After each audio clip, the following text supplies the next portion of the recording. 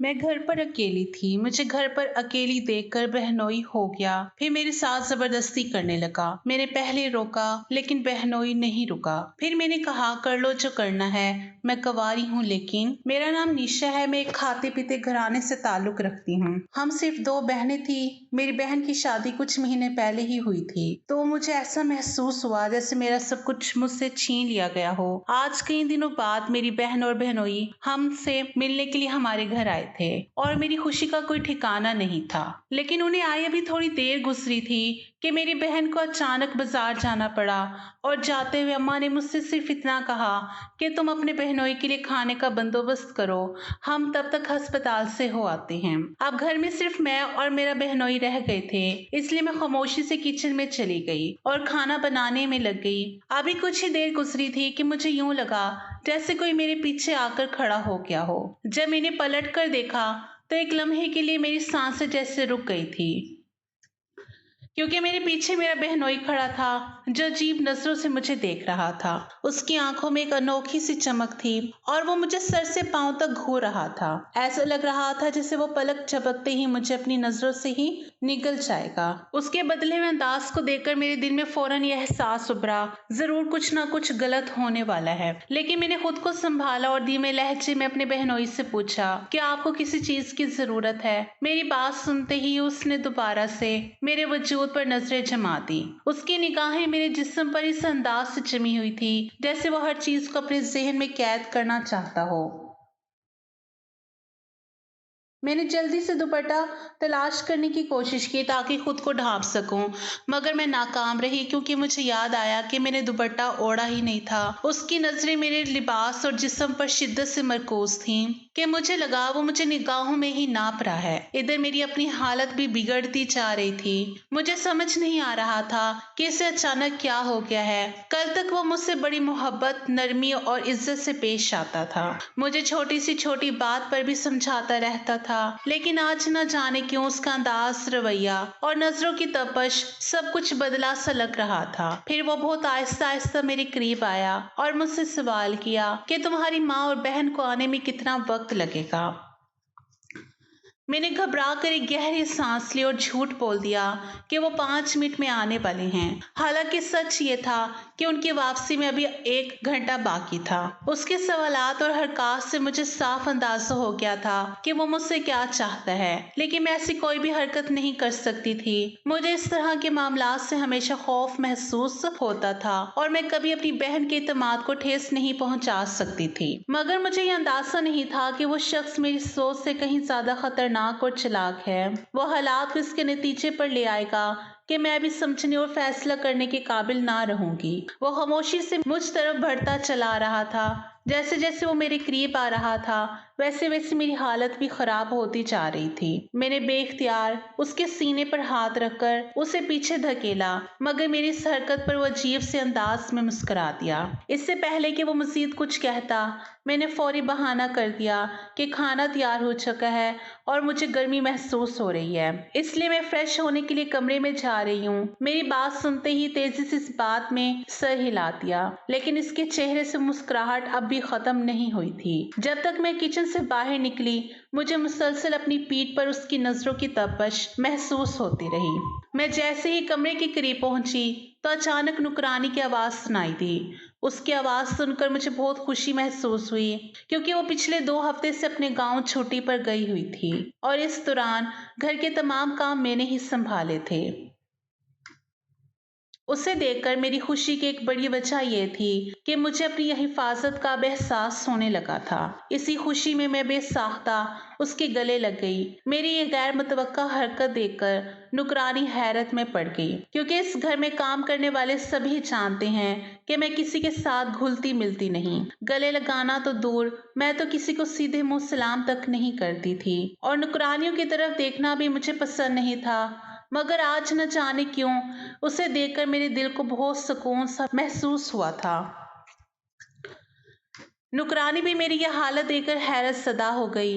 नरमी से पूछने लगी, बीबी जी आपकी तबीयत तो ठीक है? मैंने फौरन खुद को संभाला तेजी से इसबाब में सर हिलाते हुए कहा, हाँ सब खैरियत है, तुम फौरन जाकर बाकी घर का काम संभालो। मेरी बात सुनकर वो सीधी किचन की तरफ बढ़ गई, लेकिन अभी वो किचन में दाखिल भी नहीं हुई थी कि अचानक मेरा बहनोई वहां आ पहुंचा और उसे रोककर सख्त लहजे में कहने लगा कि वो फौरन वापस अपने घर चली जाए। उसकी ये बात सुनकर मैं शिश्ता रह गई, हैरत भरी नजरों से उसकी तरफ देखने लगी। मुझे बिल्कुल भी ये उम्मीद नहीं थी कि वो नुकरानी को इस वक्त वापस भेजने की बात करेगा।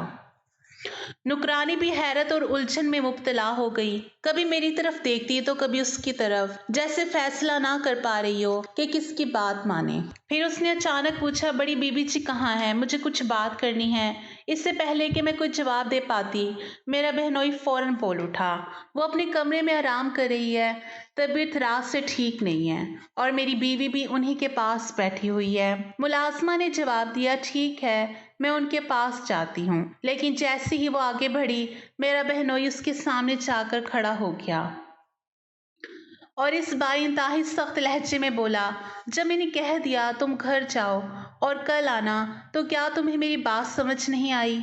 उसका अंदाज और लहजा यकदम बदल चुका था और उसका चेहरा गुस्से से सुर्ख हो गया था। मैंने उसे आज से पहले कभी इतने शदीद गुस्से में नहीं देखा। नुकरानी भी खौफजदा हो गई, फौरन हाथ जोड़कर बोली, माफ कीजिएगा साहब, अगर मेरी बात से आपको गुस्सा आया हो, मैं अभी जा रही हूँ। उसका ये कहना था कि मेरा दिल जैसे लरज उठा, मेरे अंदर खौफ ने जड़ें पकड़ ली। मुझे अब यकीन हो गया था, इस घर में अब कोई भी मुझे बहनोई के इरादों से नहीं बचा सकता।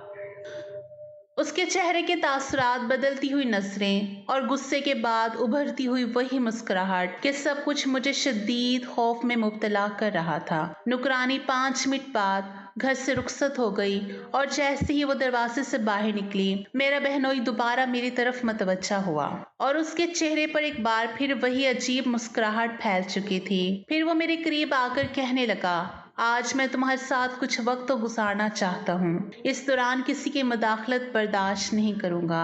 तुम जाओ और अपने कमरे में जाकर फ्रेश हो जाओ। उसकी ये बात इतनी अजीब और मायनी खेज थी कि मैं चंद लम्हे उसके चेहरे को देखती रह गई, जैसे उसके इरादे को भांपने की कोशिश कर रही हूँ। उसके चेहरे के तासुरात से ही मुझे साफ महसूस हो रहा था कि जो कुछ वो सोच रहा है वो मेरे लिए बिल्कुल भी ठीक नहीं है। लिहाजा फिर मैं खुद को संभालते हुए उससे कहा, आप मेरे साथ वक्त क्यों गुजारना चाहते हैं? ऐसी क्या बात है जो आप मुझसे तन्हाई में करना चाहते हैं? अगर कोई जरूरी बात है तो आप अभी कह दें, क्योंकि मैं ज्यादा देर इंतजार नहीं कर सकती। मेरी बात पर वो जोर जोर से हंसने लगा, फिर बड़े अजीब अंदाज में बोला, ये बातें करने वाली नहीं बल्कि समझाने वाली है। तुम्हें समझाने में शायद मुझे काफी वक्त लग जाए। इसके लहजे और अंदाज ने मेरे अंदर खौफ की लहर दौड़ा दी और मैं दिल ही दिल उसके इरादों को बहुत हद तक समझ चुकी थी। लेकिन मैंने खुद को ज़ाहिरी तौर पर मजबूत और बेफिक्र जाहिर किया क्योंकि कुछ देर पहले मैंने अपनी अम्मी को फोन किया, उनसे कहा था, अम्मी मुझे अकेले घर में डर लग रहा है, आप दोनों कब तक वापस आएंगी? तो अम्मा ने मुझे तसल्ली देते हुए जवाब दिया था, फिक्र मत करो, मैं 1 घंटे में पहुंच जाऊंगी। ये जानकर मैंने वक्ती तौर पर खुद को थोड़ा मुतमईन महसूस किया और जाहिरी मुस्कुराहट के साथ अपने कमरे की तरफ बढ़ गई। मुझे उम्मीद थी वो कुछ कहने या करने की हिम्मत नहीं करेगा, लेकिन मेरे दिल में ये पक्का इरादा कर लिया था कि आइंदा इससे और ज़्यादा मोहतात रहूंगी। इसकी नज़रें जिस अंदाज से मेरे जिस्म का जायज़ा ले रही थी वो मुझे शदीद नागवार लग रहा था। उसका घूरने का अंदाज नाहित गैर मुनासिब और तकलीफदा था। मैं अंदर से शदीद गुस्से में थी, मगर मजबूरन उस वक्त मुझे अपने गुस्से को निगलना पड़ा, क्योंकि ये बात भी ऐसी थी जिससे मैं अपनी बहन से भी नहीं कह सकती थी, क्योंकि मुझे मालूम था अगर मैंने उसे सच बता दिया और उसके शौहर के दरमियान ऐसा तूफान उठेगा जो शायद सारी जिंदगी के लिए दोनों को एक दूसरे से जुदा कर दे और इनके दरमियान एक ऐसी दीवार खड़ी हो जाएगी जिसे चाह कर भी नहीं गिराया जा सकेगा। ये बहन का घर खराब करने का रिस्क था तो मैं किसी सूरत भी नहीं ले सकती थी। اس لیے میں نے فیصلہ کر لیا تھا کہ اب میں اپنے انداز میں اس معاملے سے نپٹوں گی۔ کوئی ایسا کام کروں گی جس سے نہ صرف میری عزت بھی محفوظ ہو جائے بلکہ اس کے ساتھ ساتھ میرے بہنوئی کو بھی سبق حاصل ہو جائے۔ مگر میں یہ بات بھول گئی تھی کہ وہ پرانا کھلاڑی ہے۔ پھر میں نے جلدی سے الماری کھولی، اپنے لیے کپڑے نکال کر نہانے کے لیے واش روم میں گھس گئی۔ واش روم میں بھی مجھے تقریباً آدھا گھنٹہ گزر چکا تھا مگر ابھی بھی میرا باہر نکلنے کو بالکل بھی دل نہیں کر رہا تھا۔ جو بھی تھا میں عورت ساتھ ہی کب تک ایک مرد کے ساتھ مزاحمت کر لیتی۔ اسی خوف سے میں واش روم میں قید رہی، سوچتی رہی کہ اب کیا کیا جائے۔ 1 گھنٹہ یہاں پر رک کر انتظار کیا جائے یا باہر نکلا جائے۔ پھر میں واش روم کے دروازے سے کان لگا کر آہٹ سننے کی کوشش کی لیکن باہر سے کوئی بھی آواز سنائی نہیں دے رہی تھی۔ اچانک مجھے یاد آیا کمرے میں داخل ہونے سے پہلے میں نے اپنا دروازہ اچھی طرح سے لاک کیا تھا۔ یہ سوچ کر مجھے تھوڑا سکون ملا اور میں واش روم سے باہر نکل گئی۔ لیکن جیسے ہی میں باہر نکلی سامنے کا منظر دیکھ کر مجھے لگا میرے قدموں کے نیچے سے زمین نکل گئی ہو۔ سامنے کوئی اور نہیں بلکہ میرا بہنوئی کھڑا تھا جو اس وقت بہت ہی بری نظروں سے میری طرف دیکھ رہا تھا۔ اس کا بس چل رہا تھا کہ وہ فوراً ہی مجھ پر جھپٹ پڑے۔ اس کو دیکھ کر میری زبان ہلکلانے لگی۔ میں نے اس سے پوچھا، آپ اس وقت یہاں پر کیا کر رہے ہیں؟ میری بات سن کر وہ پرسرار انداز میں مسکراتے ہوئے کہنے لگا، وہی جو تم مجھ سے چاہ رہی تھی۔ ان کی بات سن کر میں نے تیزی سے نفی میں سر ہلایا اور چلاتے ہوئے کہا، میں آپ سے ایسا کچھ بھی نہیں چاہتی۔ بہتر یہی ہے کہ آپ اسی وقت میرے کمرے سے باہر نکل جائیں۔ مگر وہ کمرے سے نکلنے کے بجائے مسلسل میرے وجود کو دیکھ رہا تھا۔ شاید ایسا اس لیے ہو رہا تھا کیونکہ میں نے بہت ہی بے باک لباس پہن رکھا تھا۔ زندگی میں پہلی بار مجھے احساس ہو رہا تھا کہ مجھے اس طرح کا لباس نہیں پہننا چاہیے۔ اپنے بہنوئی کی موجودگی میں تو بالکل بھی نہیں۔ میری آنکھوں میں آنسو آ گئے۔ اسی وقت میں ان کے سامنے ہاتھ جوڑتی اور ان کی منتیں کرتے ہوئے کہنے لگی، خدا کے لیے مجھ پر رحم کھائیں، ابھی اور اس وقت یہاں سے نکلے۔ وہ کچھ بھی سننے کے لیے تیار نہیں تھا۔ اب وہ میری طرف قدم بڑھانے لگا۔ جیسے جیسے وہ میرے قریب آ رہا تھا ویسے ویسے مجھے اپنی روح جسم سے نکلتی ہوئی محسوس ہو رہی تھی۔ میں نے اسے کہا، پلیز تم وہیں پر رک جاؤ، اور اسے دھمکاتے ہوئے کہا، دیکھو ابھی تھوڑی دیر میں امی بھی آنے والی ہیں۔ جیسے ہی امی آئیں گی میں انہیں تمہاری حرکتوں کے بارے میں بتا دوں گی۔ میری بات سن کر وہ مسکرانے لگا، کہنے لگا، تمہیں کس نے کہا ہے کہ تمہاری امی آج اس گھر میں واپس آئیں گی؟ اور اب تو اس کی بات سن کر میرے ہوش حواس بھی اڑ گئے تھے۔ میں نے اس سے پوچھا، تمہارے اس بات کا کیا مطلب ہے؟ وہ پراسرار انداز میں مسکرانے لگا، کہنے لگا، مہاجبین کی طبیعت کچھ دنوں سے خراب ہے۔ ڈاکٹر نے مجھے ایک دن پہلے کال کر کے بتایا تھا کہ مہاجبین کو ہسپتال بھیجو اور اسے 3 دن کے لیے ہسپتال میں رکھیں گے۔ میں نے تمہاری ماں کو اس کے ساتھ اسی وجہ سے بھیجا کیونکہ مجھے پتا تھا وہ اگلے دن واپس آئیں گی، لہٰذا وہ ایک دن اپنی بیٹی کے پاس بھی رکیں گی اور یہ ایک دن میرے پاس کافی ہے۔ وہ کوئی بازار نہیں گئی بلکہ وہ ہسپتال گئی ہیں۔ میں تمہیں مکمل طور پر اپنے قابو میں کر لوں۔ اب کی بار میں نے اپنی بہنوئی کے سامنے ہاتھ جوڑ دیے اور پھوٹ پھوٹ کر رونے لگی۔ میں نے انہیں کہا، خدا کے لیے میرے ساتھ ایسا مت کریں۔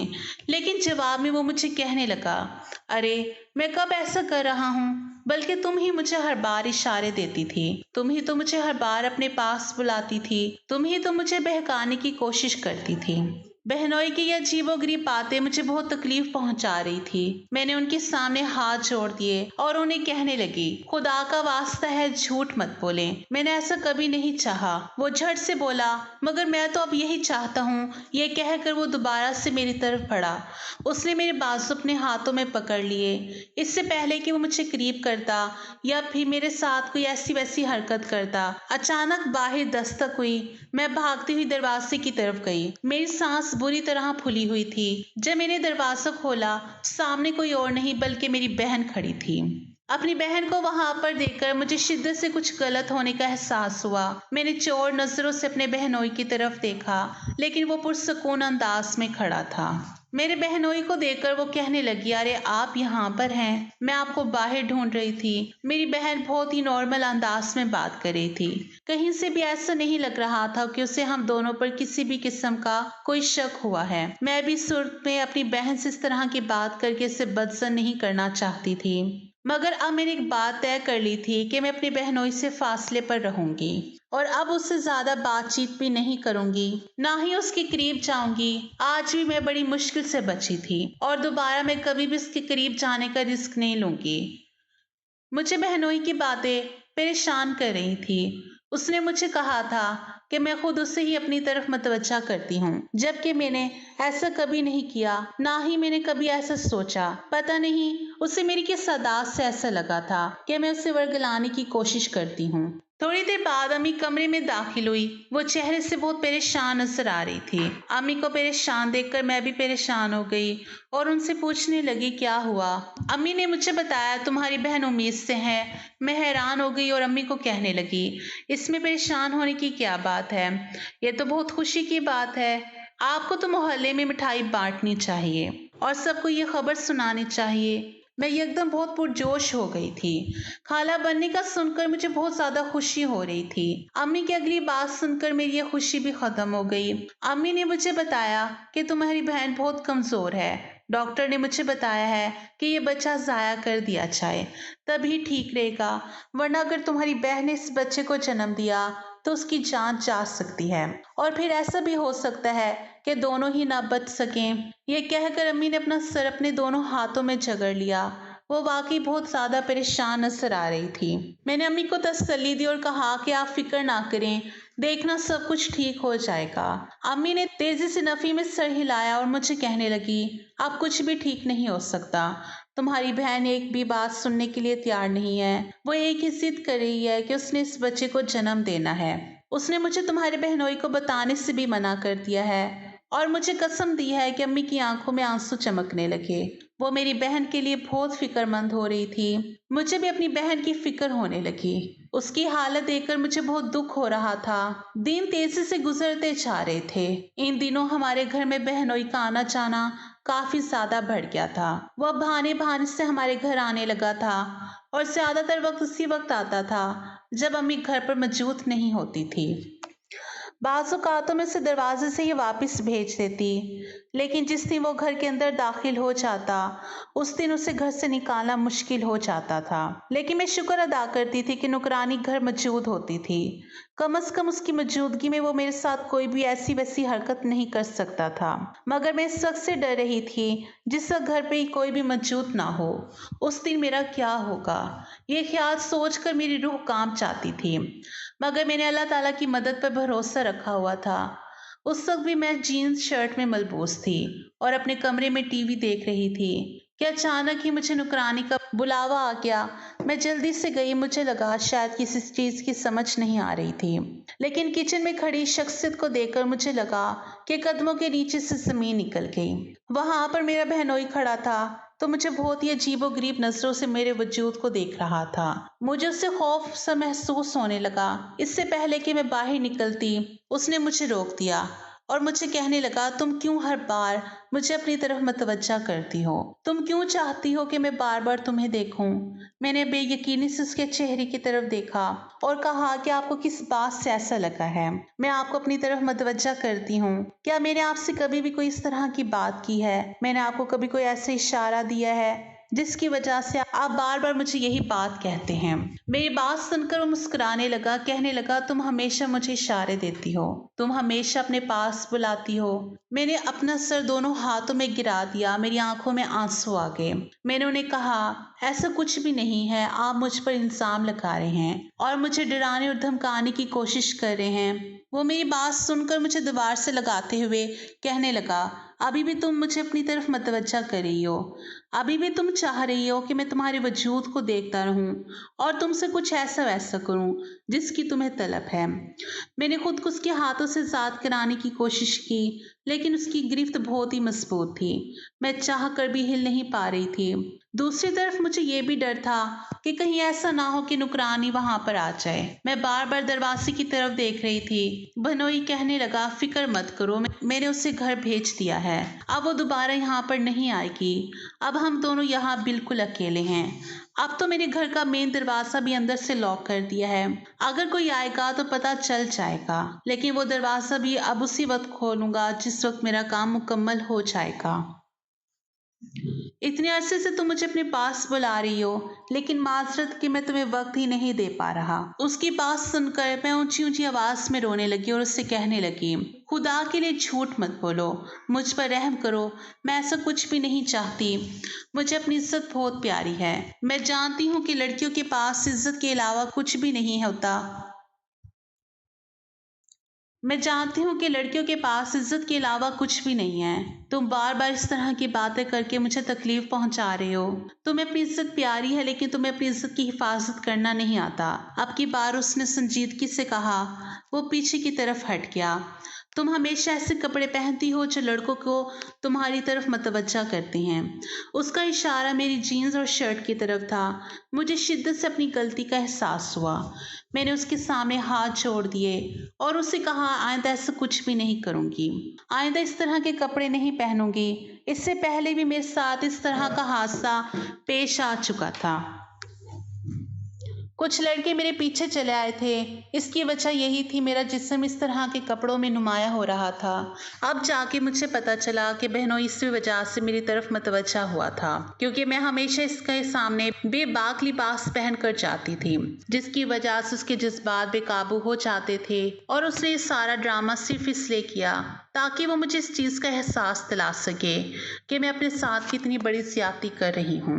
मुझे इस चीज़ का बहुत अच्छी तरह से एहसास हो गया था। मुझे अपनी गलती का भी पता चल गया था।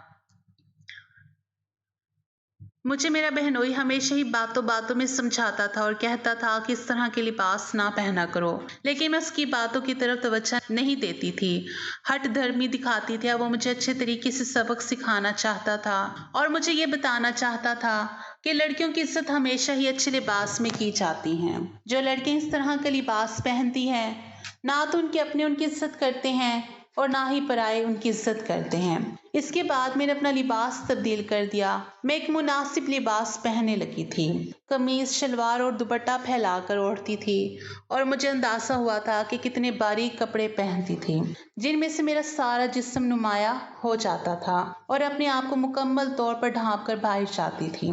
इस तब्दीली के बाद मुझे एहसास हुआ था कि लोग भी उन्हीं लड़कियों की इज्जत करते हैं जो अपनी इज्जत खुद करती हैं, और इस्लाम हमें मुकम्मल पर्दा करने की तालीमात देता है, और एक हम है जो इस्लामी तालीमात को नजरअंदाज करके खुद अपनी नुमाइश करते हैं, और फिर जब हमें इस गुनाह के नताइज भुगतने पड़ते हैं तो हम सारा कसूर दूसरों पर डाल देते हैं, क्योंकि ये अटल हकीकत है कि मक्खियां हमेशा उसी चीज पर बैठती हैं जिसे ढांप कर ना रखा जाए।